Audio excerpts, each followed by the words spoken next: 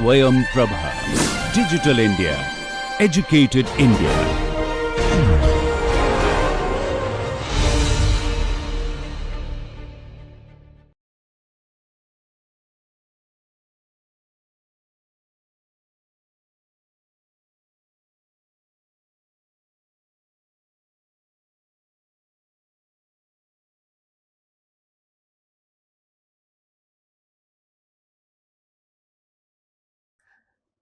নমস্কার, আমি ডক্টর শুভ্রদীপ্ত সরকার। আজ আমরা বিদ্বেষ প্রসূত মামলা, যেটা এখানে 7 নম্বর ইউনিট আছে, সেটা আমরা এখানে আলোচনা করব। এটাও একটা টটের একটি গুরুত্বপূর্ণ একটি ইউনিট, এবং একে আমরা বলে থাকি ম্যালিশিয়াস প্রসিকিউশন। তো আমরা এখানে দেখব যে এই বিদ্বেষ প্রসূত মামলা কি হয়, এর বেশ কিছু আমরা কেস ল পড়ব, এটা কি কি থাকা উচিত যাতে একে বিদ্বেষ প্রসূত মামলা বলা যায়, ম্যালিশিয়াস প্রসিকিউশন বলা যায়, এবং এটার ক্ষেত্রে কোন জিনিসগুলো না হলে একে বিদ্বেষ প্রসূত মামলা বলা হয় না, সেটা আমরা এখানে দেখে নেব। তো প্রথমে আমরা বিদ্বেষ প্রসূত মামলা এখানে যাওয়ার আগে আমরা আগে দেখে নিয়ে কি বিদ্বেষ প্রসূত হওয়া বা ম্যালিশিয়াস মেন্টালিটি বলতে কি বোঝায়। এই আমরা হয়তো তোমাদের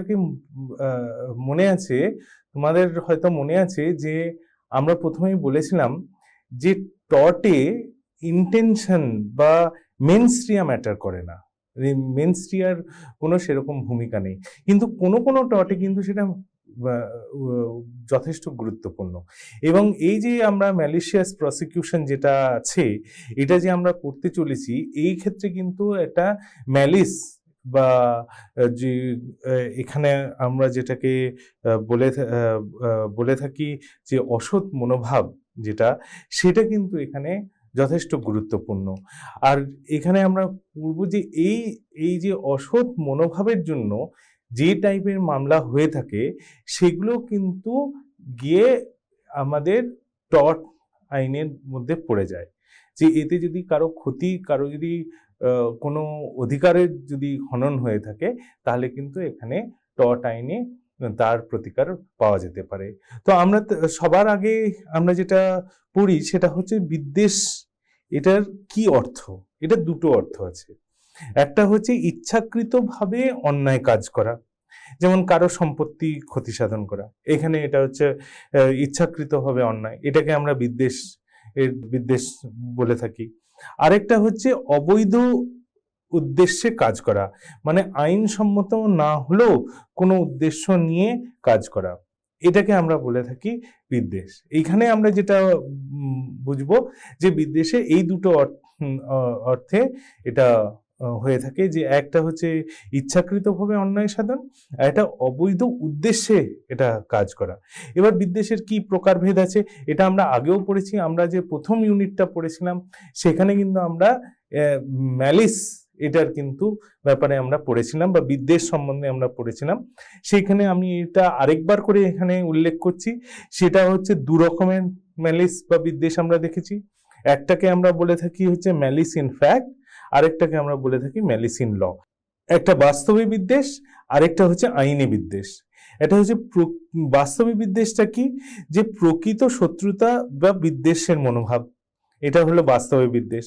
আর আইনি বিদ্বেষটা কি, যথার্থ কারণ ছাড়া অন্যায় কাজ করাকে আইনের দৃষ্টিতে বিদ্বেষ বলা হয়। তো এই দুটো কিন্তু আমরা দেখব, যে ম্যালিস ইন ফ্যাক্ট আর ম্যালিস ইন ল। আচ্ছা, এবার বিদ্বেষ অর্থটা কি? এই যে ম্যালিস যে আমরা বলছি, এটার কি অর্থ? এটা হচ্ছে অসৎ মনোভাব বা খারাপ উদ্দেশ্য নিয়ে কোনো কাজ করা, অসৎ মনোভাব বা খারাপ উদ্দেশ্য নিয়ে কোনো কাজ করা। এখানে আরেকটা কথাও বুঝতে হবে, যে ভালো উদ্দেশ্য অন্যায় কাজকে বৈধ করে না। ভালো উদ্দেশ্য কোনো অন্যায় কাজকে এটা কিন্তু বৈধ করে না। আবার খারাপ উদ্দেশ্য কোনো বৈধ কাজকে অবৈধ করে না। যেমন আমরা ওই যে আগেও এর আগে নিউসেন্সের যে আমরা ইউনিটটা পড়েছিলাম সেটাতেও দেখেছি, এবং প্রথম ইউনিটেও দেখেছি। যেমন আমরা বলেছিলাম যে ওই যে ব্র্যাডফোর্ড ভার্সেস পিকলসের যে কেসটা ছিল, যে ওটা খারাপ উদ্দেশ্য ছিল কিন্তু তবুও ওটা বৈধ কাজ ছিল। যেহেতু ওটা বৈধ কাজ ছিল তাই জন্য কিন্তু এটা অবৈধ করা যায় না। আবার তেমনি আবার হচ্ছে যে ভালো উদ্দেশ্য অন্যায় কাজকে বৈধ করা যায় না। যে আমি হয়তো চাইছি, যেমন আমি কোনো কাজ এরকম করতে পারবো না যে হয়তো আমি কারো কাছ থেকে কারো জমি থেকে আমি কিছু ফল টল নিয়ে নিলাম। কি জন্য নিলাম? না আমি কাউকে খাওয়াবো বলে। তো তার কাছে কারো একটা জমি থেকে কোনো শাকসবজি আমি তুলে নিলাম, বা বাগান থেকে আমি ফল তুলে নিলাম, যে এটা কি জন্য আমি এই ফল বা এটা নিচ্ছি, যে আমার কাউকে খাওয়ানো আছে। তো আমার এখানে কিন্তু ভালো উদ্দেশ্য আছে, ভালো উদ্দেশ্য আছে, কিন্তু এটা আমার অন্যায় কাজ। কি অন্যায় কাজটা? ট্রেসপাস। হ্যাঁ, এখানে কিন্তু আমরা অবৈধভাবে কিন্তু সেখানে আমরা ঢুকে পড়েছি, সেই বাগান হোক জমি হোক, সেখানে অবৈধ ভাবে ঢুকে পড়েছি, এবং এই যে এইখানে কিন্তু আমরা অন্যায় কাজ করে দিয়েছি। এই অন্যায় কাজের জন্য কিন্তু আমরা এটা বলতে পারবো না যে এখানে এই কাজটা, ওই অবৈধ কাজটা বৈধ হয়ে যাবে। তো শুধুমাত্র কিছু নির্দিষ্ট ক্ষেত্রে বিদ্বেষ বিচার্য হয়। হ্যাঁ, এটাও ঠিক, যেমন এই যে ম্যালিসটা, এটা কিন্তু সব ক্ষেত্রে কিন্তু নয়। যেমন আমি আরেকটা কথাও বললাম যে কিছু কিছু ক্ষেত্রে, যেমন এখানে যেমন আমরা বলছি যে বিদ্বেষটা খুবই গুরুত্বপূর্ণ, কিন্তু অনেক ক্ষেত্রে বিদ্বেষ গুরুত্বপূর্ণ নাও হতে পারে। যেমন হয়তো যেমন আমাদের যদি ট্রেসপাস টু ল্যান্ড হয়, যে ভুলবশত কারো জমিতে কেউ এসে বসেছে বা ওখানে অবস্থান করছে, এটা কিন্তু ভুলবশত, এর পিছনে কিন্তু কোনো অসৎ উদ্দেশ্য কোনো কিছু নাই, সেখানে কিন্তু হচ্ছে ম্যালিস হচ্ছে না। কিন্তু এই ক্ষেত্রে কিন্তু এই অন্যান্য যে উদাহরণগুলো দিলাম, সেখানে কিন্তু একটা বিদ্বেষে একটা কিন্তু গুরুত্বপূর্ণ ভূমিকা থাকতে পারে। আচ্ছা, এইবার আমরা আসি হচ্ছে বিদ্বেষ প্রসূত মামলা বা ম্যালিশিয়াস প্রসিকিউশন যেটা বলে। তো ম্যালিশিয়াস প্রসিকিউশনে কি, এটার সংজ্ঞাতে কি আছে, যে ন্যায় সঙ্গত এবং সম্ভাব্য কারণ ছাড়া, ন্যায়সঙ্গত এবং সম্ভাব্য কারণ ছাড়া কেবল ক্ষতি সাধনের, কেবলমাত্র শুধুমাত্র ক্ষতি সাধনের উদ্দেশ্যে অন্যের বিরুদ্ধে ফৌজদারি, দেউলিয়া বা ব্যবসা সম্পত্তি মামলা দায়ের করে যার ফলাফল ব্যর্থ হয় তাকে বিদ্বেষ প্রসূত মামলা বলে।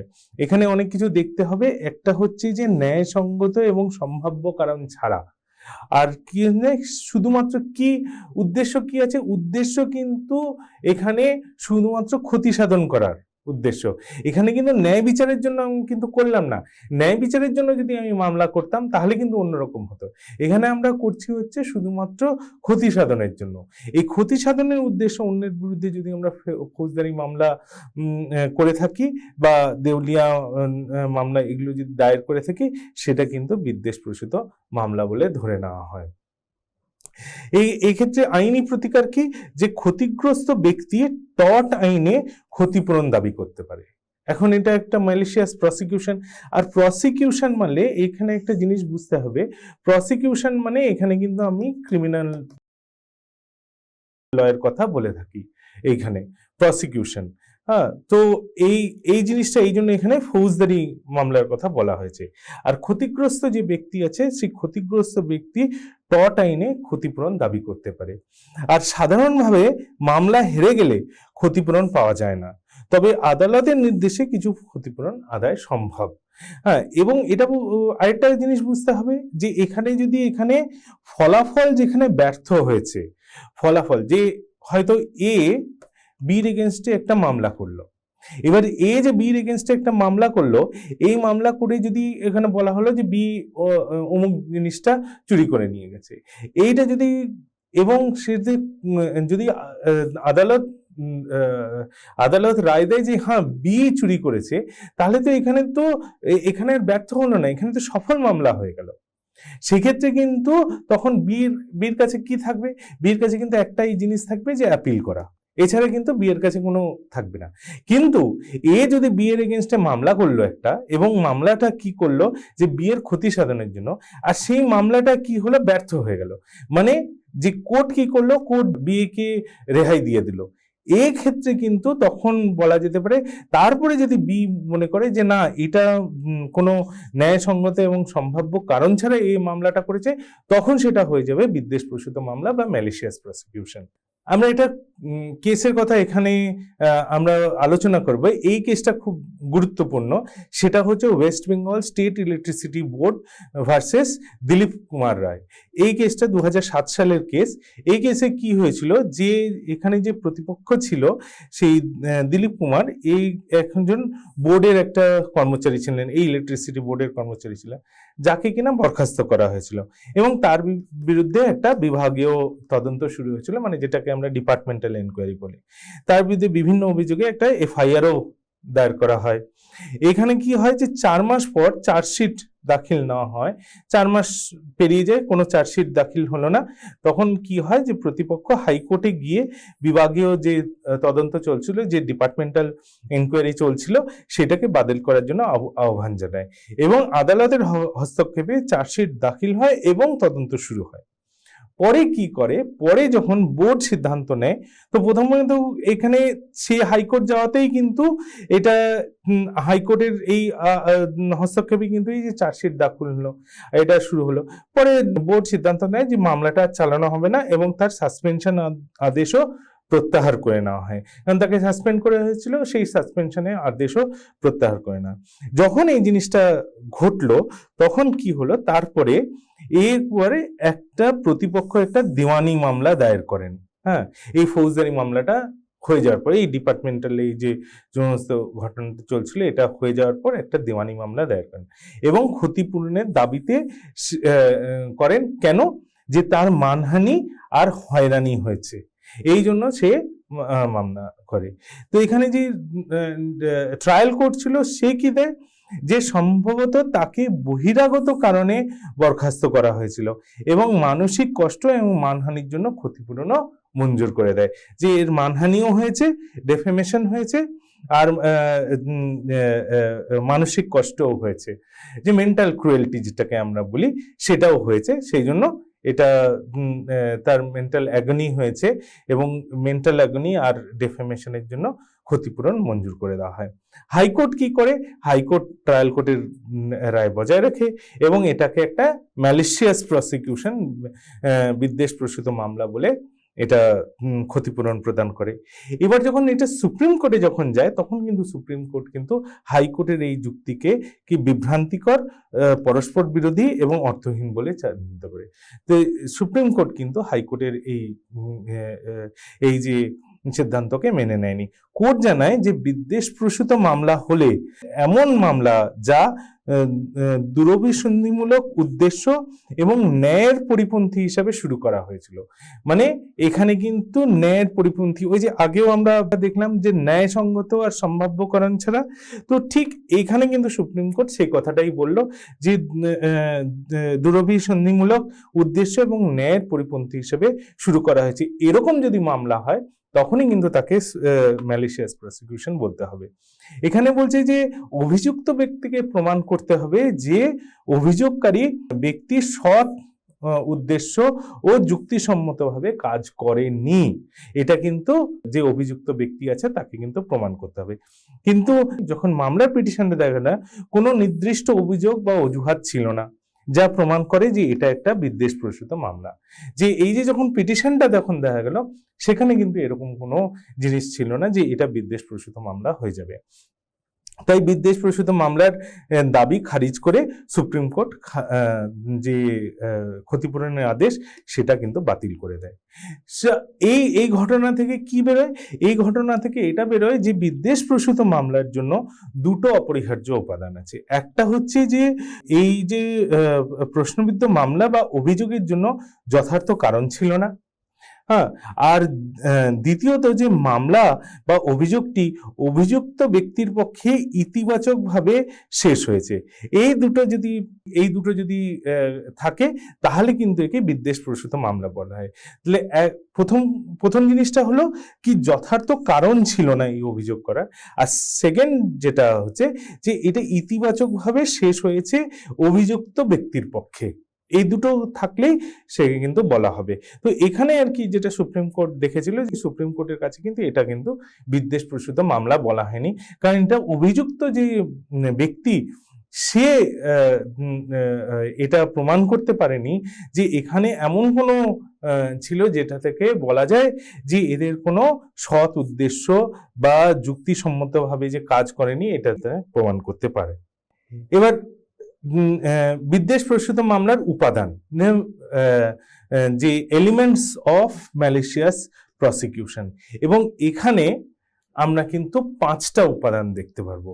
তা আমরা একে একে করে প্রত্যেকটা উপাদান সম্বন্ধে আমরা এখানে আলোচনা করব, আর তার সঙ্গে কিছু গুরুত্বপূর্ণ মামলা সমূহ আমরা এখানে আলোচনা করব। ঠিক আছে, তো প্রথম যেটা হবে সেটা হচ্ছে যে ফৌজদারি মামলা দায়ের করা হয়েছে। এটা হচ্ছে প্রথম জিনিস। বাদীকে প্রমাণ করতে হবে যে বিবাদী তার বিরুদ্ধে ফৌজদারি মামলা করেছে। এটা হচ্ছে প্রথম কথা, যে একটা ফৌজদারি মামলা হবে, মানে এটা ক্রিমিনাল কেস হতে হবে। আর মামলাটি সরাসরি দায়ের করতে হবে, কেবল তথ্য প্রদান যথেষ্ট নয়। এটা আমরা দেখব যে অনেক সময় কি হয়, যে অনেক সময় হয়তো কেউ শুধুমাত্র কিছু ইনফরমেশন বা তথ্য প্রদান করে, বা হয়তো পুলিশকে গিয়ে একটা ছোট্ট কিছু কথা জানিয়ে দিল। এটার মানে এই নয় যে এ কিন্তু মামলার সঙ্গে এই মামলা করলো, মানে এই মামলা দায়ের করলো এই কথাটা বলা যাবে না। আর মামলা দায়েরে প্রকৃতপক্ষে হয়েছে কিনা সেটা একটা ঘটনাগত বিষয়, কোয়েশ্চেন অফ ফ্যাক্ট, যে মামলা দায়ের প্রকৃতপক্ষে হয়েছে কিনা এটা কিন্তু একটা ঘটনাগত, মানে এটা কোয়েশ্চেন অফ ফ্যাক্ট, এটা কেস টু কেস ভ্যারি করবে। এটার মধ্যে কিন্তু কোনো নীতি এর মধ্যে কিন্তু নেই। তাহলে এটা দেখা যাচ্ছে যে এই জিনিসগুলো, যে এটা ফৌজদারি মামলা হতে হবে, আর সরাসরি দায়ের করতে হবে, এবং এই কেবলমাত্র শুধু তথ্য প্রদান করলে চলবে না। আমরা একটা কেস দেখে নিই, এই যে নগেন্দ্রনাথ রায়ের কেসটা। এখানে কি হয় যে এখানে যে বসন্ত দাস এর বাড়িতে চুরি হয়, তখন কি করেন যে তিনি নগেন্দ্রনাথকে সন্দেহ করে পুলিশকে জানান। তো পুলিশ কি করে, পুলিশ এই রায়কে গ্রেফতার করে কি হয়, তারা তদন্ত চালায় এবং দেখে যে কোনো প্রমাণ পাওয়া যাচ্ছে না, সেই জন্য প্রমাণের অভাবে সে আদালত থেকে মুক্তি পায়। এরপর কি হয় যে এইবার এই নগেন্দ্র রায় সে বৈরাগ্যর বিরুদ্ধে একটা বিদ্বেষপ্রসূত মামলা করেন। কেন করেন, যে কারণ এখানে যে সে যে পুলিশকে সন্দেহ হয়েছে বলে জানিয়েছিল, তার জন্যই এটা হয়। এক্ষেত্রে আদালত কি করে, রায় কি হয়, প্রথমে যে মুন্সিফ আদালত ছিল সেখানে মামলা খারিজ করেন, বলেন যে বৈরাগ্য কেবলমাত্র তথ্য দিয়েছিলেন, প্রকৃত প্রসিকিউশন করেননি। এটা সে কি বলেছিল, যে এখানে তো শুধু উনি ইনফরমেশন দিয়েছিলেন, এখানে তো সে মামলা করেনি। আর একটা কথা মনে করতে হবে যে মামলাটা কে করছে, স্টেট করছে, কারণ আমরা সবাই জানি যে স্টেটই মামলা করছে, এটা একটা ক্রিমিনাল কেস।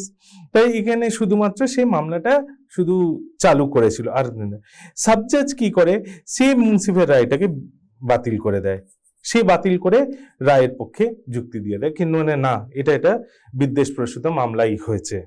এরপর এটা কলকাতা হাইকোর্টে যায়। কলকাতা হাইকোর্ট কি করে, যে সাবজাজের এই রায়টা বাতিল করে এই যে মুন্সিফের যে রায় এইটাই পুনর্বহাল করে, তার মানে এটা ওভাররুল করে দেয় এই সাবজেক্ট। যেটা এখানে বলেন যে কেবল তথ্য দেওয়া বিদ্বেষপ্রসূত মামলা নয়, উদ্দেশ্য এবং মিথ্যা মামলা প্রমাণ করতে হবে।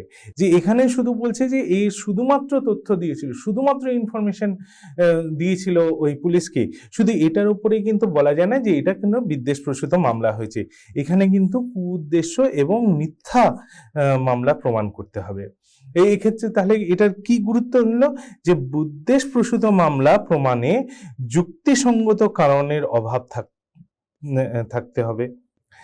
এখানে যুক্তিসঙ্গত কারণের অভাব থাকতে হবে, এক নম্বর জিনিস। আর দ্বিতীয়ত হচ্ছে মামলা অনিষ্ট প্রবণ এবং মিথ্যা উদ্দেশ্যে করা হয়েছে সেটাও প্রমাণ করতে হবে। তাহলে দুটো জিনিস প্রমাণ করতে হবে। একটা জিনিস প্রমাণ করতে হবে যে এটা যুক্তিসঙ্গত কারণে এই মামলাটা করা হয়েছিল, আর দ্বিতীয়ত জিনিস প্রমাণ করতে হবে যে মামলা অনিষ্ট প্রবণ এবং মিথ্যা উদ্দেশ্য করে করা হয়েছে তা প্রমাণ করতে হবে। আচ্ছা, সত্য সন্দেহে পুলিশের কাছে তথ্য দিলে সেটা অপরাধ নয়, কারণ এটা তো আমরা অনেক সময় এটা দিয়েই থাকি যে আমরা যদি এটা কিছু জিনিস ঘটনা জেনে থাকি, আমরা বলতে পারি যে হ্যাঁ আমি না ওরকম একটা লোককে দেখেছিলাম যে এই লোকটা এই কাজটা করেছিল, এটা আমি পুলিশকে এটা ইনফরমেশন দিলাম। এখানে আমি শুধুমাত্র এই যে ইনফরমেশনটা যে আমি দিলাম, এই ইনফরমেশনটা অনেক সময় ঠিক হতে পারে, আবার অনেক সময় কি হতে পারে কি আমি ভুলবশত এই ইনফরমেশনটা দিয়েছি, যে আমি নিজেই এটা ভুল করে গেছিলাম যে না, হয়তো আমি যেটা দেখেছিলাম সেটা ঠিক নয়। কিন্তু শুধুমাত্র এই ইনফরমেশন দেওয়ার জন্য কিন্তু বলতে পারে না যে আমার মধ্যে একটা ম্যালিশিয়াস প্রসিকিউশনের কোনো একটা এটার ইচ্ছা ছিল। এবার আমরা একটা কেস দেখে নিই। এটা হচ্ছে বলানডান্ডা পিমাইয়া বনাম আয়ার দ্বারা। এরপর আমরা আরেকটা কেস দেখে নিই, এই যে বলানডান্ডা পেমাইয়ার কেসটা। এই কেসটাতে কি হয়েছে, এই কেসটাতে কি যে অভিযুক্ত আছে, অভিযুক্ত থানায় অভিযোগ দায়ের করেন যে বাদী এলাচ আর মাছ ধরার ফাঁদ চুরি করছে। তো এখানে কিন্তু অভিযুক্ত বা এখানে যে ডিফেন্ডেন্ট আছে সে কিন্তু গিয়ে এটা করে যে বাদী এটা করছে। এই সাব ইন্সপেক্টর কি করে, এই বাদী আর অভিযুক্ত দুজনেরই বয়ান রেকর্ড করেন এবং বাড়িতে তল্লাশি চালান। পরবর্তীতে এই তদন্তকারী অফিসার অভিযোগটি মিথ্যা বলে উল্লেখ করে ফাইল করে দেন যে এটা হলো যে এটা একটা কমপ্লেন করলো যে এখানে যে এই এলাচ আর ওই মাছ ধরার যে ফাঁদগুলো আছে এগুলো চুরি করছে। সেই অনুযায়ী সাব ইন্সপেক্টর গেল, দুজনেরই তদন্ত করলো, দুজনেরই বয়ান নিল, বয়ান নেওয়ার পর সবকিছু দেখলো, আরো অন্যান্য কোনো বাড়ি তল্লাশি করলো, কিছুই যখন পেল না তখন কি করলো, সেই ফাইল বন্ধ করে দিল। এবার কি হচ্ছে যে বাদী কি করে, একটা বিদ্বেষপ্রসূত মামলার জন্য ক্ষতিপূরণের মামলা করে ফেলে। এই ক্ষেত্রে আদালত কি বলল, আদালত বলল যে কেবল থানায় অভিযোগ দায়ের করা এবং তা কোনো বিচারিক কর্তৃপক্ষের সামনে না পৌঁছানো, এই বিচারিক কর্তৃপক্ষ মানে জুডিশিয়াল অথরিটি, বিচারিক কর্তৃপক্ষের সামনে না পৌঁছানোয় তাকে প্রসিকিউশন বলে ধরা যায় না, এটা কোনোদিন প্রসিকিউশন হবে না। তো জাস্ট গিয়ে ওই ইয়ের সামনে মানে পুলিশের সামনে শুধুমাত্র একটা ইনফরমেশন দিয়েছে, সেটা আর কিছু তো করেনি, সেই জন্য এটাকে করা যাবে না। এখানে কোনো বিচার বিভাগীয় প্রক্রিয়া শুরু হয়নি, এখানে বলছে যে no judicial authority was set in motion, সেই জন্য যেহেতু এটা হয়নি তাই জন্য এটা ম্যালিশিয়াস প্রসিকিউশন বলা যাবে না। সুতরাং এই গোটা দুই কেসে আমরা দেখতে পাচ্ছি যে শুধুমাত্র গিয়ে পুলিশের কাছে ইনফরমেশন দিল আর সেই ইনফরমেশনের উপর পুলিশ তদন্ত করলো, আর তদন্ত করার পরে আর কিছুই পেল না, সেটা কিন্তু একটা ম্যালিশিয়াস প্রসিকিউশন বলা হবে না। হ্যাঁ, অর্থাৎ ম্যালিশিয়াস প্রসিকিউশন এই যে কথাটা আছে, প্রসিকিউশন কথাটা আছে শুরু বলতে বোঝায় এমন কোনো পদক্ষেপ যা কোনো বিচারিক কর্তৃপক্ষ মানে জুডিশিয়াল অথরিটির সামনে মামলাটা যায়। এটা তো পুলিশ স্টেশনেই মামলাটা রফা দফা হয়ে গেল, তাহলে সেক্ষেত্রে কিন্তু এটাকে প্রসিকিউশন বলা যাবে না।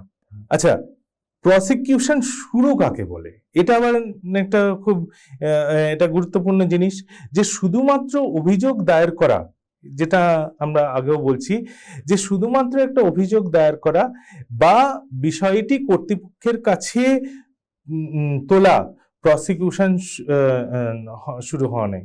প্রসিকিউশন শুরু হওয়ার জন্য অভিযুক্ত ব্যক্তিকে হাজিরা দিতে সমন পাঠানো আবশ্যক। এখানে বলছে যে শুধুমাত্র বিষয়টাকে কর্তৃপক্ষের কাছে নিয়ে যাওয়াটাই এটা কিন্তু প্রসিকিউশন বলা যায় না। অভিযুক্ত ব্যক্তিকে কি হবে, যে ওই যে জুডিশিয়াল অথরিটি যে আছে সে সমন পাঠানো হলে সেই তখন বলা যাবে যে এটা প্রসিকিউশন শুরু হয়েছে। এখানে এটা খগেন্দ্রনাথ এর এই মামলাটা আমরা দেখিনি। এখানে কি ছিল যে মামলায় অভিযোগ কি ছিল, যে মামলায় অভিযোগ এটাই ছিল যে যে বাদী ভুলভাবে বলৎ গাড়ি নিয়ে গেছেন বিবাদীর। কেবলমাত্র একটা এজাহার দায়ের করা হয়েছিল। এখানে এজাহার মানে হচ্ছে এফআইআর। হ্যাঁ, বাদীকে না গ্রেপ্তার করা হয়, না কোনো প্রসিকিউশন শুরু হয়। তো শুধুমাত্র কি হয়েছিল যে এখানে একটা এক্সিকিউটিভ অথরিটি ছিল, এক্সিকিউটিভ অথরিটির কাছে যে এটা তোলা, এটা কিন্তু প্রসিকিউশন হিসাবে গণ্য করা যাবে না। কারণ এখানে কি হয়েছিল, এখানে একটা এক্সিকিউটিভ অথরিটির সামনে একটা খালি এজাহার করা হয়েছিল, সেইটাকে বলা যাবে না যে এটা একটা প্রসিকিউশন হয়েছে।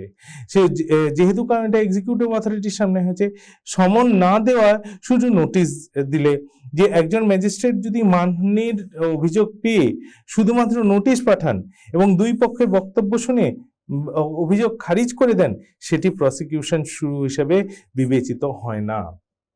তো এখানে বলছে যে এখানে যে ওই যে কেসটা আমরা যেটা দেখছি, সেটাতে শুধুমাত্র ম্যাজিস্ট্রেটের সামনে কিছু, এক্সিকিউটিভ ম্যাজিস্ট্রেটের সামনে কিছু যে হয়েছিল, এটাকে ঠিক আমরা প্রসিকিউশন বলতে পারি না, কারণ এটা জুডিশিয়াল অথরিটির সামনে কিন্তু যায়নি। আর যেহেতু ওটা জুডিশিয়াল অথরিটির কাছে যায়নি, সেই জন্য বলা যাবে না যে এটা প্রসিকিউশন হয়েছে।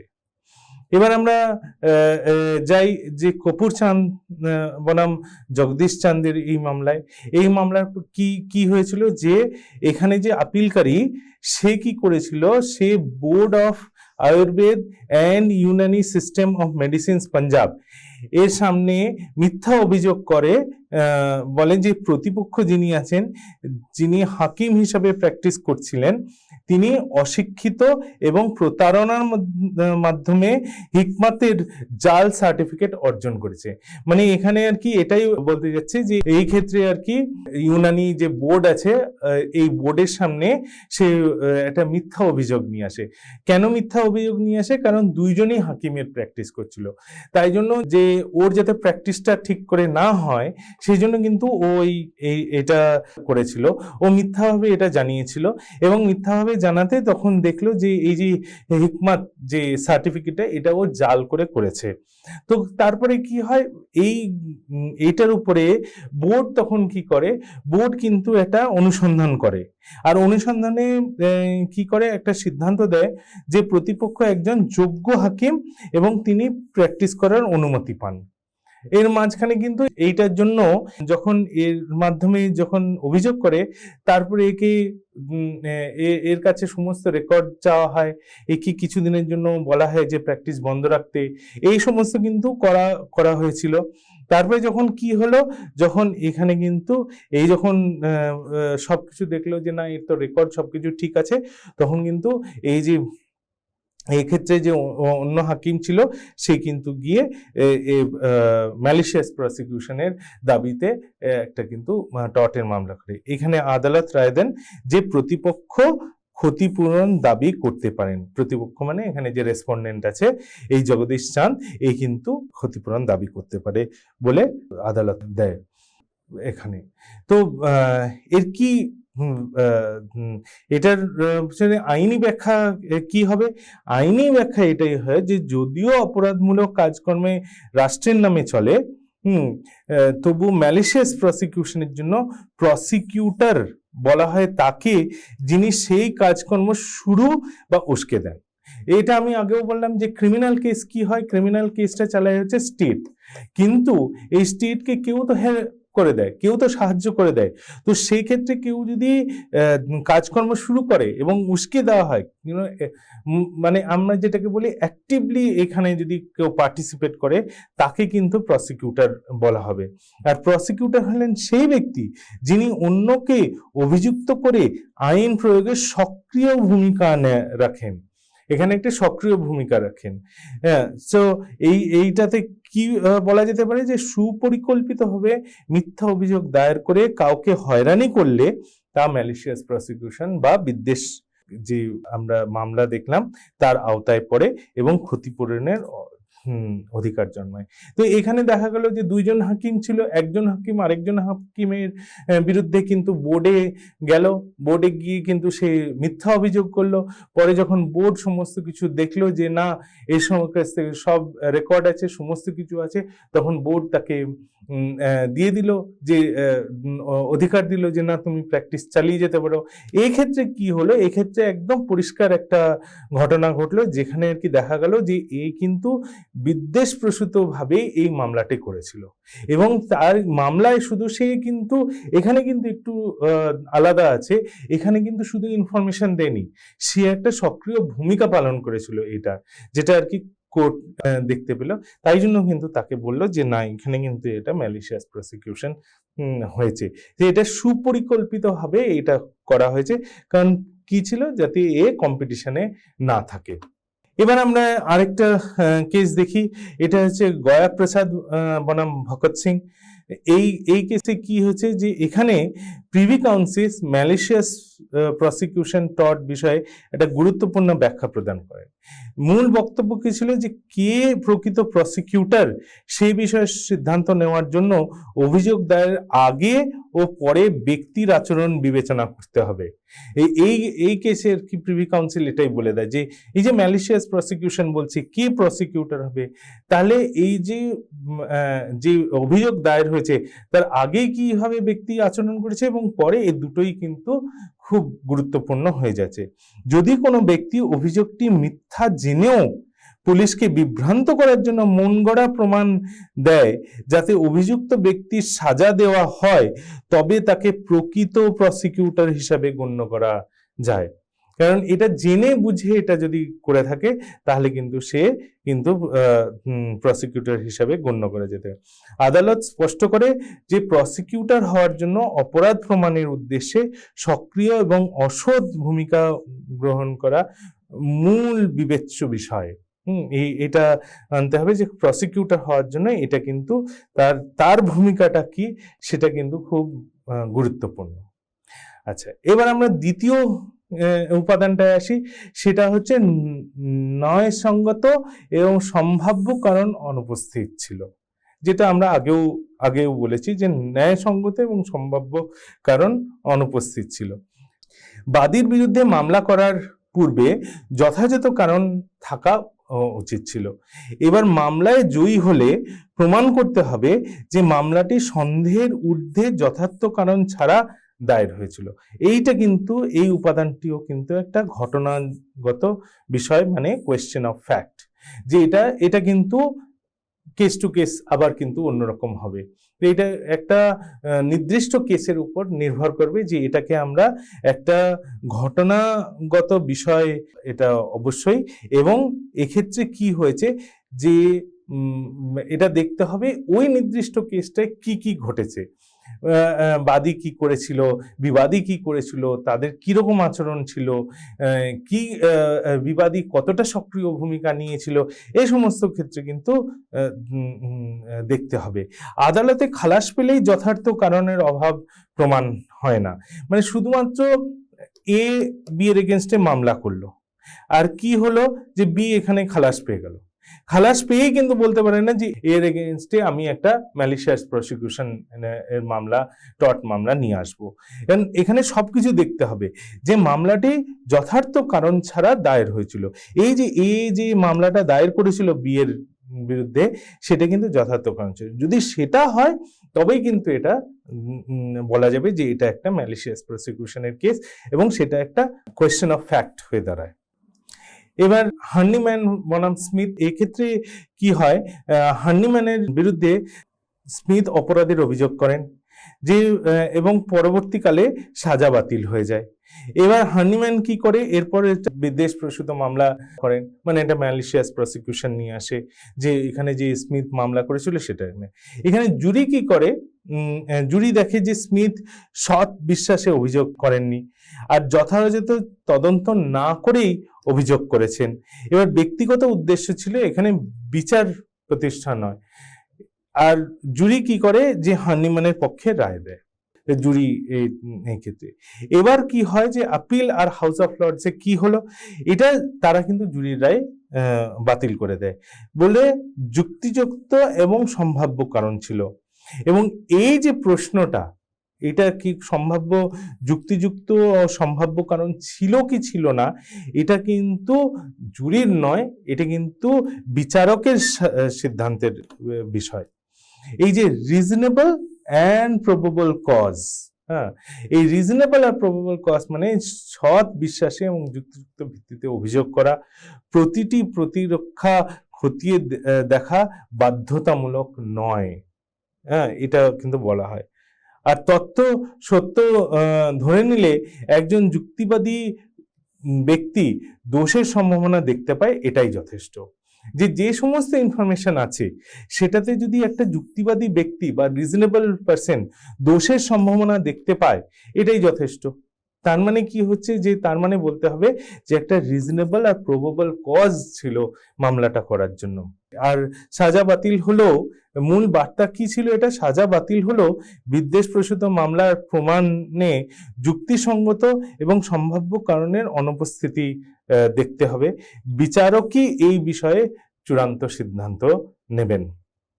এখানে যেটা আর কি মূল ব্যাপার, যে সাজা বাতিল হয়ে গেল এটা কিন্তু দেখার নয়, এখানে এটা দেখার আছে যে যুক্তিসঙ্গত এবং সম্ভাব্য কারণের অনুপস্থিতি দেখাতে হবে।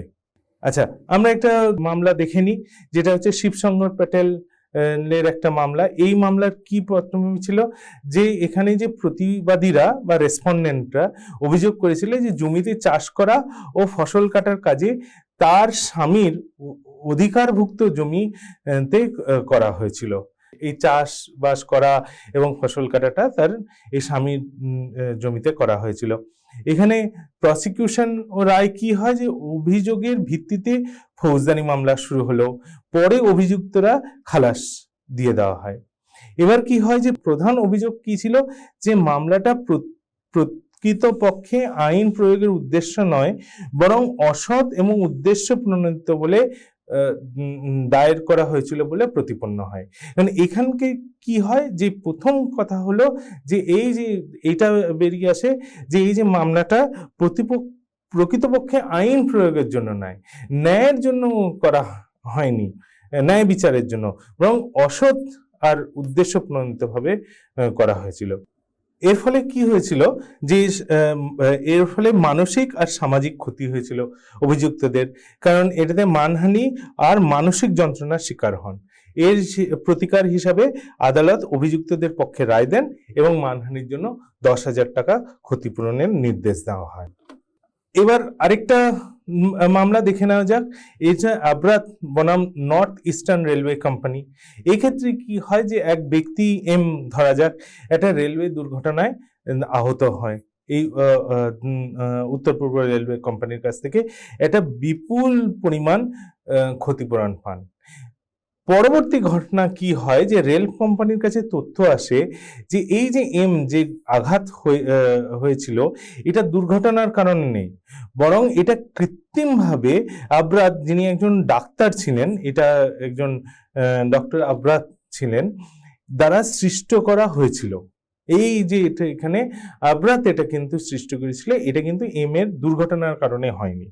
তো এক্ষেত্রে কি হয়, যে প্রসিকিউশনের সিদ্ধান্ত হয় যে রেলওয়ে কোম্পানি তখন একটা তদন্ত চালায় এবং আইনি পরামর্শ গ্রহণ করে, আর পরামর্শ অনুযায়ী আবরাতের বিরুদ্ধে প্রতারণার অভিযোগ দায়ের করা হয়।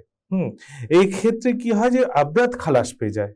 এই যে এটার পরে যে একটা মামলা চলে, এতে কিন্তু উনি খালাস পেয়ে যান, কিন্তু পরে উনি গিয়ে রেল কোম্পানির বিরুদ্ধে একটা বিদ্বেষপ্রসূত মামলা দায়ের করেন। এই ক্ষেত্রে আর কি আদালত কি বলে, আদালত রায় দেন যে রেল কোম্পানি যথাযথ সত্য তথ্য জানার চেষ্টা করেছিল এবং তারা সৎভাবে বিশ্বাসে পদক্ষেপ নিয়েছিল, ফলে তাদেরকে দায়ী করা যাবে না। এখানে কিন্তু যদিও এটা প্রমাণ করতে পারেনি রেল কোম্পানি যে ডক্টর আবরার যে আছে সে এইগুলো সমস্ত করেছে, কিন্তু তারা কিন্তু তাদের দিক থেকে সবকিছুই করেছিল। তারা আলাদা করে একটা তদন্ত চালায়, আইনি পরামর্শ নেয়, এবং সেই পরামর্শের পরেই কিন্তু আবরাতের বিরুদ্ধে এই প্রতারণা অভিযোগ করা হয়। সুতরাং এখানে বলে যদিও আবরাত এখানে খালাস পেয়ে যান, কিন্তু তবুও বলা হয় কি ডক্টর আবরাতের বিরুদ্ধে কিন্তু কোনো এরকম ছিল না কি অসৎ কোনো উদ্দেশ্যে কিন্তু রেল কোম্পানি এরকম কোনো কিছু করেনি। এবার তারপরে হলো উপাদানটি হলো বিদ্বেষ প্রবণ মনোভাব বিদ্যমান ছিল। এটা কিন্তু দেখতে হবে যে বিদ্বেষ প্রবণ মনোভাব বিদ্যমান ছিল, যে মামলার পিছনে অনৈতিক উদ্দেশ্য আর বিদ্বেষমূলক উদ্দেশ্য থাকতে হবে। শুধুমাত্র আইন প্রয়োগ নয়, বরং ম্যালিস ইন ফ্যাক্ট বা বাস্তব উদ্দেশ্য প্রমাণ জরুরি। ব্যক্তিগত শত্রুতা প্রমাণ আবশ্যক নয়। আর বিদ্বেষ ঘটনায় সাক্ষ্য দ্বারা প্রমাণ করতে হবে যে এই বিদ্বেষ প্রবণ মনোভাব যে ছিল সেটা কিন্তু বলতে হবে যে এইটা কিন্তু বাদীকে কিন্তু প্রমাণ করতে হবে যে এরকম বিবাদীর ভেতরে কিন্তু এরকম বিদ্বেষ প্রবণ মনোভাবটা ছিল। এখানে আমরা এখানে একটা মামলা দেখিনি, সেটা হচ্ছে কামতা প্রসাদ গুপ্ত বনাম national building construction corporation limited. এখানে কি হয়েছে যে কর্পোরেশনের যে কর্মকর্তারা তারা একটা মালপত্রের হিসাব নিচ্ছিল এবং তারা দেখে যে কিছু জিনিসপত্র নিখোঁজ হয়ে যায়। এর ভিত্তিতে তারা কি করে যে আইপিসির ধারা 403, এটা হচ্ছে অসাধুভাবে সম্পত্তি আত্মসাৎ অনুযায়ী বাদীর বিরুদ্ধে মামলা করেন। পরে কি হয়, তিনি সন্দেহের সুবিধা পেয়ে খালাস পেয়ে যান। এরপরে কি হয় যে বাদী এরপর মিথ্যা মামলার জন্য ক্ষতিপূরণ দাবি করে, একটা ম্যালিশিয়াস প্রসিকিউশনের জন্য, এবং বিদ্বেষ প্রসূত মামলা দায়ের করেন। এই ক্ষেত্রে আদালত কি রায় দেয় কি শুধুমাত্র খালাস পাওয়া মানেই মামলা ছিল অসৎ উদ্দেশ্য এমন নয়। কর্মকর্তা যুক্তিযুক্ত কারণে মামলা করেছিল, কারণ তাদের কিছু জিনিসপত্র নিখোঁজ হয়ে গেছিল, তারা এটা পাচ্ছিল না, তাই জন্য কিন্তু এদের মধ্যে কিন্তু কোনো বিদ্বেষ ছিল না, তাই ক্ষতিপূরণের দাবি কিন্তু খারিজ করে দেওয়া হয়। এটা গুরুত্বপূর্ণ কি এখান থেকে শিক্ষা পাওয়া যায় যে বিদ্বেষ প্রসূত মামলা প্রমাণ করতে অসৎ উদ্দেশ্য ও যুক্তিসঙ্গত সম্ভাব্য কারণ অভাব দেখাতে হবে। এইটা কিন্তু দেখাতে হবে কি শুধুমাত্র খালাস পাওয়াই কিন্তু যথেষ্ট নয়, শুধুমাত্র কেউ রেহাই পেয়ে গেল এটা কিন্তু যথেষ্ট নয়, এই অসৎ উদ্দেশ্য এবং যুক্তিসঙ্গত এবং সম্ভাব্য কারণ দেখাতে হবে। এখানে আমরা দেখছি যে আরেকটা যেটা উপাদান আছে সেটা হচ্ছে মামলা বাদীর অনুকূলে নিষ্পত্তি হয়েছিল। এখানে কি হয় যে বাদীকে প্রমাণ করতে হবে যে মামলা তার পক্ষে শেষ হয়েছে, অর্থাৎ জেল বা সাজা হয়নি। কারণ মামলা যদি তার বিপক্ষে হয় তাহলে তো তার জেল বা সাজা হয়ে যাবে, আর সেক্ষেত্রে কিন্তু যদি বাদীর যদি জেল বা সাজা হয় তাহলে কিন্তু তার কাছে একটাই উপায় থাকবে, সে কিন্তু আপিল করতে পারবে। আপিল করে সে কিন্তু এই ম্যালিশিয়াস প্রসিকিউশন বা বিদ্বেষ প্রসূত কিন্তু মামলা সে করতে পারবে না। হ্যাঁ, এখন আপিলে কি আবার বেরোয় সেটার উপর করতে পারবে, কিন্তু প্রথম যেটা জিনিস করতে হবে সেটা হচ্ছে আপিল করা। সাজাপ্রাপ্ত ব্যক্তি বিদ্বেষ প্রসূত মামলা করতে পারে না। অভিযুক্ত প্রথম পর্যায়ে দোষী সাব্যস্ত হলো আপিলে খালাস, তাহলে কি বিদ্বেষ প্রসূত মামলা হতে পারে? মানে একটা খুব ইন্টারেস্টিং জিনিস এটা তোমাদের সামনে তুলে ধরছি। তো এই ক্ষেত্রে কিন্তু এটা রেনল্ডস বনাম কেনেডি এই কেসটা কি হয়েছিল, এটা প্রথমে হয়েছিল যে প্রাথমিক দণ্ডই কিন্তু বিদ্বেষ প্রসূতের জন্য বাধা, আপিলে খালাস পেলে তার প্রভাব ফেলবে না। প্রথমে কি হয়েছিল সেটাই জরুরি, আপিলে যদি খালাস পেয়ে যায় তাহলে হবে না। বর্তমান পরিস্থিতি কি, যে বর্তমান পরিস্থিতি হচ্ছে যে এটা পরবর্তী রায় অনুযায়ী যদি আপিলে অভিযুক্তর পক্ষ শেষ হয় তবে সেই বিদ্বেষ প্রসূত মামলার জন্য মামলা করতে পারে। এইটা কিন্তু আমার মনে হয় যে এই যে এখনকার যেটা অবস্থান এটাই বরং বেশি গ্রাহ্য হওয়া উচিত। কারণ এখানে কি বলেছিল যে প্রথমটাই দেখতে হবে, যে প্রথমে যদি তাকে দোষী সাব্যস্ত করে দেয় তাহলে সে কোনোদিনই আর বিদ্বেষ প্রসূত মামলা করতে পারবে না। কিন্তু পরবর্তীকালে যে না, প্রথমে না পারলেও যদি আপিলে যদি তার খালাস হয়ে যায় সে কিন্তু আবার বিদ্বেষ প্রসূত মামলা করতে পারে। এখানে একটা কেসের কথা আমরা শুনে নিই, সেটা হচ্ছে রামলাল বনাম মহেন্দ্র সিং। এখানে কি হয় যে রামলালের ছেলে আত্মহত্যা করে। এবার এর মৃতদেহটা কি হয় যে একটা কুয়োর মধ্যে থেকে উদ্ধার হয়। এবার রামলাল কি হয় কি ভুলভাবে এই মহেন্দ্র সিং এবং তার পিতার বিরুদ্ধে এফআইআর দায়ের করেন। তাদের কিন্তু 3 বছর ধরে মামলা চলে এবং প্রায় 3 মাস হাজতবাসও হয়। এরপর কিন্তু বিচার শেষ হয়ে গেলে তখন কিন্তু এই বিদ্বেষ প্রসূত মামলা করেন। এখানে কি হয়েছে, এইখানে যে ব্যাপারটা হলো যে এর যে ছেলেটা যে মারা গেছে, এ ভাবলো যে এরাই বোধহয় তাকে মেরে ফেলে কুয়োর মধ্যে ফেলে ডেড বডিটা। তো ট্রায়াল কোর্ট আংশিকভাবে মামলাটা গ্রহণ করেন এবং 11,500 টাকার ক্ষতিপূরণ দেয়। রামলাল আপিল করে, হাইকোর্ট মামলা খারিজ করে দেয়। আদালতের মধ্যে শুধুমাত্র খালাস পেলেই বিদ্বেষ প্রসূত মামলা প্রমাণ হয় না, উদ্দেশ্য প্রণোদিত হয়েছিল কিনা তা বাদীকে প্রমাণ করতে হবে। এই ক্ষেত্রে কোর্ট একটা কথা বলেছিল যে এখানে কি ছিল যে এই একজন বাবা তার ছেলেকে হারিয়ে ফেলেছে। এই ছেলেকে হারিয়ে ফেলে তার যে দুঃখ, সেই ইমোশনে সে কিন্তু মনে হয়েছে যে এরাই, কারণ তাদের সঙ্গে সম্পর্ক খুব একটা ভালো ছিল না, মনে হলো যে এরাই করেছে, তাই জন্য তার কিন্তু এগেনস্টে গিয়ে একটা কমপ্লেন লিখিয়ে দেয় পুলিশের কাছে, সেখান থেকে পুরো একটা মামলা হয়। কিন্তু এটার জন্য এটা নয় যে তার মানে এটা নয় যে একটা বিদ্বেষ ছিল বা উদ্দেশ্য প্রণোদিত ছিল। এরপরে দেখি আমরা আরেকটা মামলা, এই সুগন কানোয়ার বনাম রাকেশ। এটা কি হয় যে বাদীর বিরুদ্ধে বিবাদীর মায়ের বাড়িতে ঢুকে মারধর করার অভিযোগের এফআইআর দায়ের হয়। তখন বিবাদী কি হয়, সাক্ষ্য এবং মায়ের আঘাত প্রমাণ আদালতে গ্রহণযোগ্য হয়। অপর্যাপ্ত প্রমাণের কারণে বাদী ফৌজদারি মামলায় খালাস হয়ে যান। এবার কি করে, বাদী গিয়ে একটা বিদ্বেষ প্রসূত মামলা করে দেয়, ম্যালিশিয়াস প্রসিকিউশন। রাজস্থান হাইকোর্ট দেয় যে এফআইআর ভিত্তিহীন বা ম্যালাফাইডি নয়, কেবল খালাস পাওয়ায় ক্ষতিপূরণ অধিকার দেয় না। বাদীর যে মামলা, সেই মামলা খারিজ হয়ে যায়। এই ক্ষেত্রে কি হচ্ছে দেখো, এখানে কিন্তু সে কিন্তু খালাস পেয়ে গেল বাদী ফৌজদারি মামলায়, কিন্তু হাইকোর্ট বলে যে শুধুমাত্র খালাস পেল বলেই বলে যাওয়া যায় না যে এফআইআর ভিত্তিহীন ছিল, মালাফাইডি এরকম নয়। তো এইটা একটা কিন্তু আবার একটা জায়গায় দেখলাম যে খালাস পেলেই কিন্তু শুধু বলা যাবে না যে এখানে একটা বিদ্বেষ প্রসূত মামলা হয়েছে। এবার 5 নম্বরটা কি, যে বাদীর ক্ষতি সাধিত হয়েছে। এইখানে কি হয় যে মামলার কারণে বাদীর সুনাম, প্রাইভেসি, আর্থিক এবং মানসিক ক্ষতি হয়েছে তা প্রয়োজন। বাদীকে 3 প্রকারের ক্ষতি তুলে ধরতে হতে পারে। একটা হচ্ছে সামাজিক এবং পেশাগত সুনাম ক্ষতিগ্রস্ত হয়েছে, এটা ব্যক্তিগতভাবে হয়রানির শিকার হয়েছে, আরেকটা হচ্ছে অর্থনৈতিক ক্ষতি হয়েছে, কি আইনি ব্যয় হয়েছে, আদালতে যাতায়াত করা, এগুলো হয়েছে।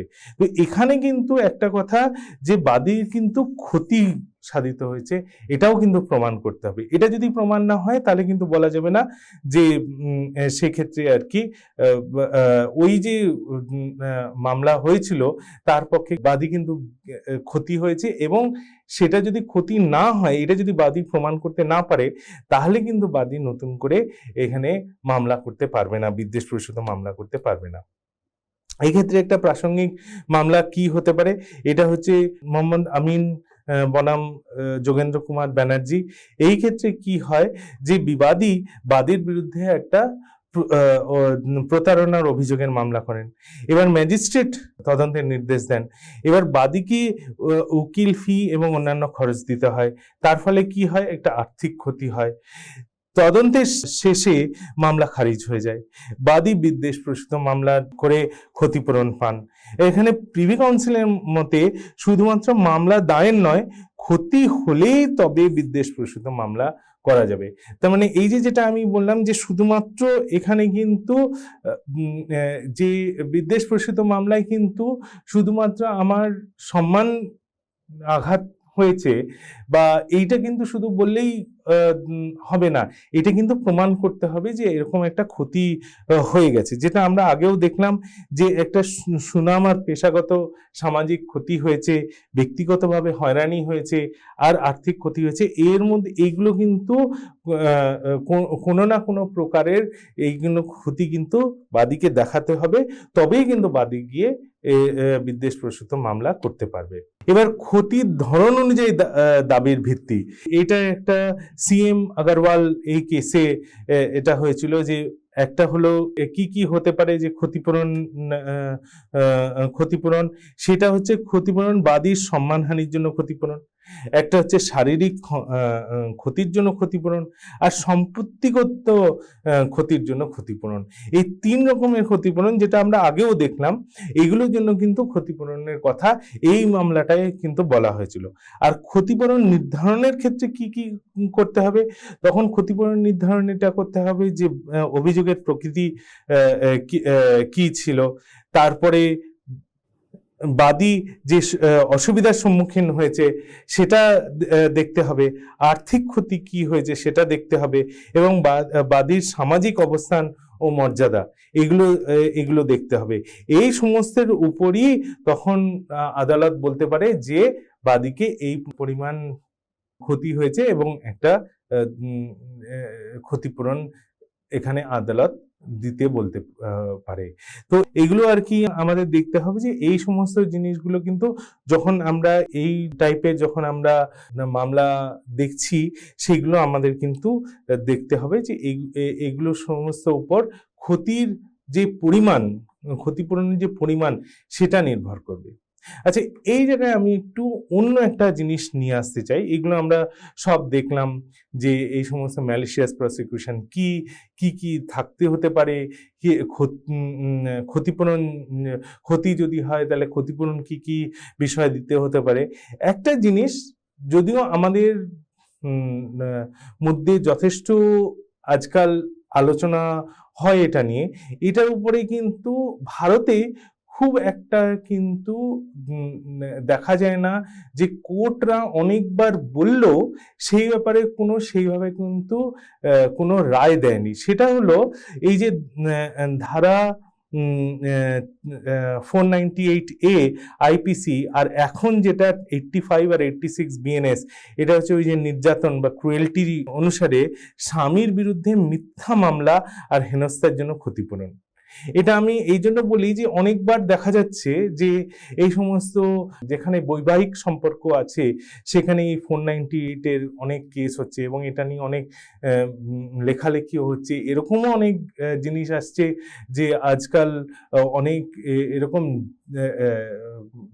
যথেষ্ট অবস্থাপন্ন ঘরের লোকজনও এর মধ্যে জড়িয়ে পড়ছে, এবং এরকমও ঘটনা দেখা যাচ্ছে যে কেউ যা মহিলা যারা তারা জাজ আছেন, এক্সিকিউটিভ অফিসার আছেন, তারাও এরকম মামলা করেছে, এবং মামলার পরে তারা অনেক সময় স্বীকারও করেছে যে হ্যাঁ, এরকম মামলা করাটা উচিত হয়নি, বা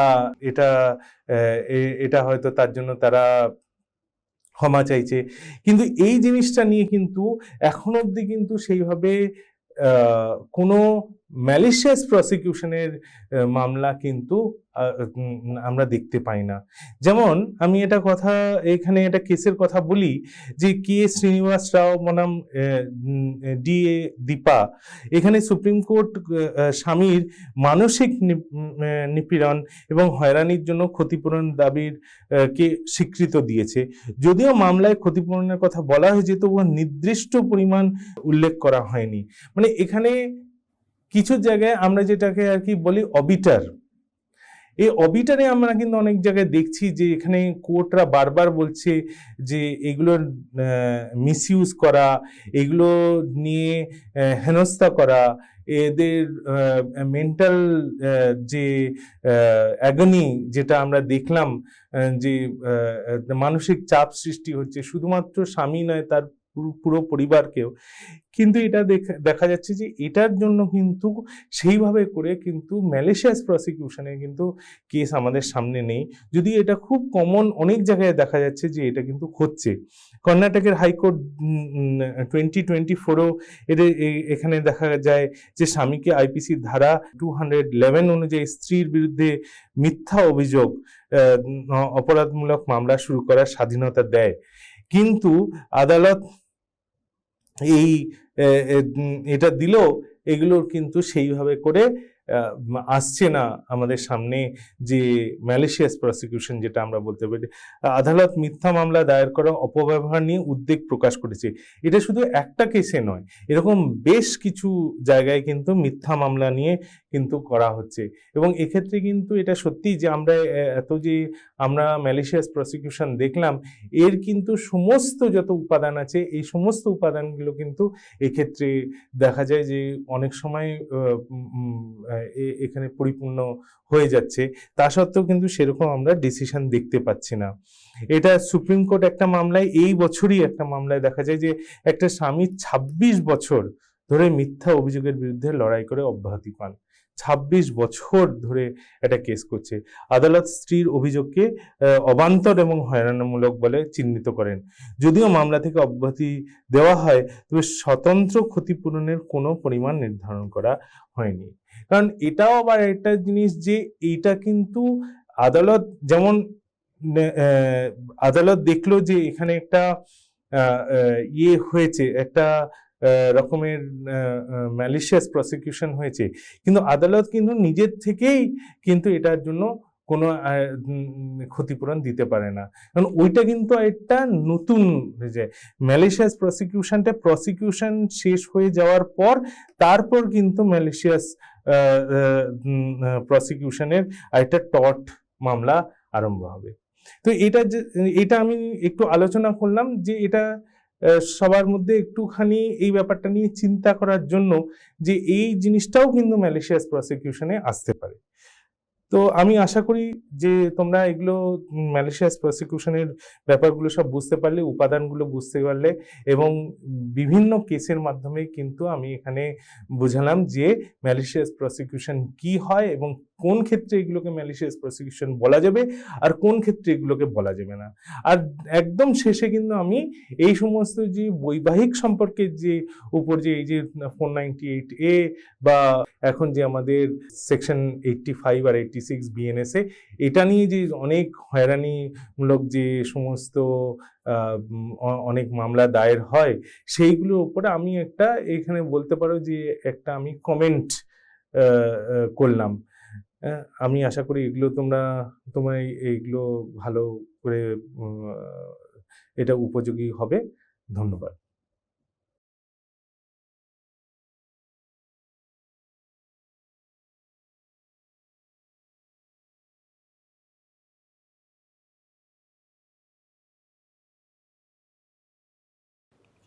Hi, my name is Gillette Sam, and I teach sociology at IIT Kanpur. Today, I want to tell you a little bit about what sociology is. In order to go ahead and study sociology, one of the things you need to develop is a sociological way of thinking. Now, this capacity to think in a sociological manner was termed as the sociological imagination by an American sociologist called C. Wright Mills in 1959. He argued that in order to think in a sociological manner, you should be able to have two different skill sets. The first skill set would require you to have the capacity to think beyond the problems that individuals face. So if you encounter a problem that some one individual is facing, you should be able to connect it to a broader public problem. Mills gave the example of people in his neighborhood. He says if there is one person who is unemployed in the neighborhood, that seems to be an individual problem. But as a sociologist, you're expected to dig around a little. So you come across a couple of other people in your neighborhood who are also unemployed. that indicates to you that rather than being a specific problem, there is a larger public issue at hand. So, as a sociologist, you're supposed to look at individual problems and see how they are connected to broader public issues. The second capacity that you're expected to develop as a sociologist is the capacity to link an individual's biography with history. Historical thought may not come to you as the first thing that's connected to sociology, but it plays a pretty important role in the field. So Mills argues that rather than looking at a problem in the here and now, it's important to trace that long historical trajectory that may be connected to this individual problem. Let me give you an example from India, right? Let's say you look at the women in your family.